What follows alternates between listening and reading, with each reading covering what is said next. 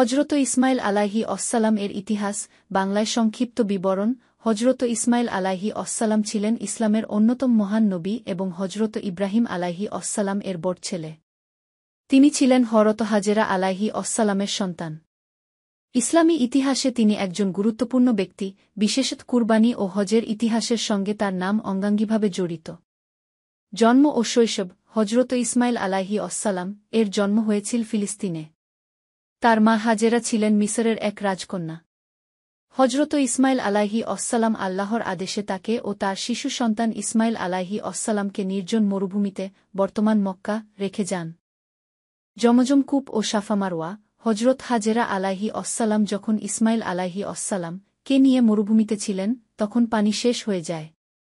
শিশুর পিপাসায় কাতর অবস্থা দেখে মা হাজেরা আলাইহি অসসালাম সাফা ও মারওয়া পাহাড়ের মাঝে দৌড়াতে থাকেন পানি খোঁজার জন্য। আল্লাহর রহমতে ইসমাইল আলাইহি অসসালামের পায়ের কাছে জমজম কূপের পানি উদ্গত হয়। কুরবানির ঘটনা। একবার হজরত ইব্রাহিম আলাইহি অসসালাম স্বপ্নে দেখেন যে তিনি আল্লাহর আদেশে তার পুত্র হজরত ইসমাইল আলাইহি অসসালামকে কুরবানি করছেন। হজরত ইসমাইল আলাইহি অসসালাম তখন তরুণ ছিলেন এবং পিতার আদেশে বিনা দ্বিধায় নিজেকে কুরবানি দিতে রাজি হন। তবে আল্লাহ তাআলা তাদের পরীক্ষা গ্রহণের পর ইসমাইল এর পরিবর্তে একটি দুম্বা পাঠিয়ে দেন। কাবা নির্মাণ। হজরত ইসমাইল আলাইহি অসসালাম এবং হজরত ইব্রাহিম আলাইহি অসসালাম একসাথে কাবা শরীফ পুনর্নির্মাণ করেন।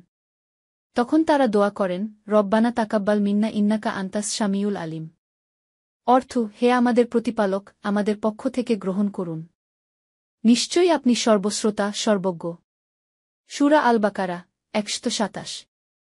বংশধারা। হজরত ইসমাইল আলাইহি অসসালাম এর বংশধারা থেকেই পরবর্তীতে শেষনবী হজরত মুহাম্মদ সাল্লাল্লাহু আলাইহি অসসালাম জন্মগ্রহণ করেন।